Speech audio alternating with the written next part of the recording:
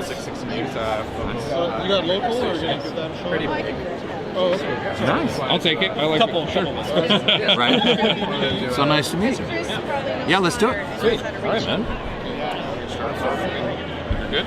First off, you guys got similar shirts here. I didn't even see that got some one. good work going on Oh, did you get that here? You betcha. Oh, I gotta go track that one down. That's awesome. That was the Batman one I was talking about. Well, I didn't know what you were talking about. Oh, okay, yeah. Cool. Yeah, that's cooler than Superman. Nice. It makes me think you got a lot of Canadian links as well. What's that? You got a lot of Canadian links. Like you're not. You got Canadian parents. You went to school. I got Canadian. Yeah, I mean, my whole life is Canadian, except for where I was born. But Just that one main thing. yeah, well, but I'm a dual citizen. I got the 2 passports. Full on Canadian. So it's nice coming to these more local ones then for expos? Oh, what, you mean coming up to Canada? Yeah. Yeah, it's awesome. Yeah. It's awesome. I've been in LA for a long, long time, and it's nice to be able to come back home and I've never been to Calgary before, so it's kind of cool to see a different part of Canada and realize that all Canadians are pretty much equally awesome. So. How's your expo going so far? It's been great. It's been great. Yeah. I got to see a little bit of I don't really see much of the city, but I go to some good restaurants, and con's been great. Everybody's super nice. It's really well organized. It's huge. Got this shirt. Fantastic. Perfect, right? Yeah. That's a perfect way to cap it off. Yeah. Oh, and then a massive snowstorm out of nowhere. Yeah, exactly. I was Get like, the oh true yeah. Canadian experience. I know, because I came up, and every time I come to Canada, I'm like, oh, I should buy a place and come back to Canada, and then that happens, and I'm like, oh yeah, The right snow. yeah, right. And I didn't even bring a jacket. I was just That was t-shirts. me and yesterday stuff. walking around t-shirt in the snowstorm. I'm like, this is perfect. Right. Yep. You Yeah. deal with it as a day.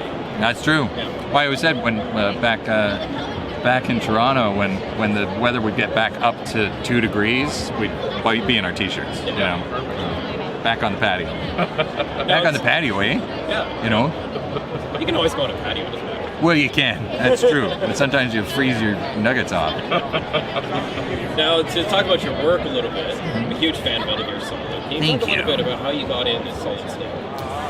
Just auditioned for it. I had done a couple of episodes of Captain Planet, and the casting director on that was Chris Zimmerman, and she ended up being the voice director for the English language versions of Metal Gear.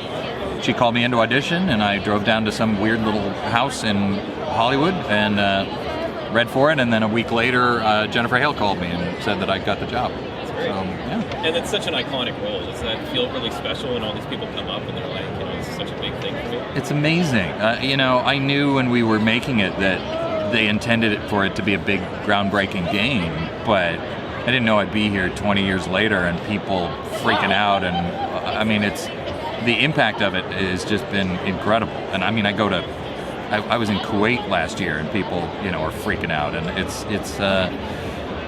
something else. It's very, very cool. It's like it's everything I ever wanted to do, and a perfect level of fame, like not too much, but enough that people really You can like kind it. of walk around the street. Yeah. Nobody hassles me on the street, but I come here and everybody loves me, and it's nice. It feels good. Yeah. And what is it like, you've got your Metal Gear, but you're also kind of broken into that DC universe as well then. What's That's that right. kind of like to be part of it? I got Metal Gear. In DC, I'm Kingshark on The Flash, and I wrote the movie Watchmen, and then I've got some, did some Marvel work, and so, it's. When I was a kid, I was just a comic book nerd, and I thought, I'm the only one, and then it turned out that there were so many others, and now I'm their leader. So that's pretty awesome. And also, one question about the Watchmen. Yeah. Is there a lot of pressure there to meet Alan Moore's standards?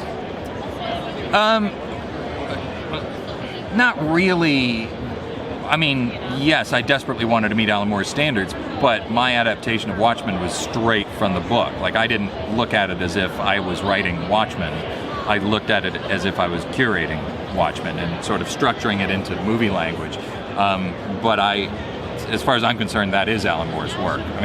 I've got a few lines and a few things that I've put in there myself, but it was my intention to never inject my voice into it. Like, it was all about making Alan's work accessible for more people. There would have been if I'd allowed anybody to change it radically, but I didn't. That was part of what I was trying to do there, was retain the integrity of Watchmen. this one. That's it. Thank you so much, David. All right, guys. Pleasure to meet you. Well, so nice to meet you. Thanks for coming. Have a good one.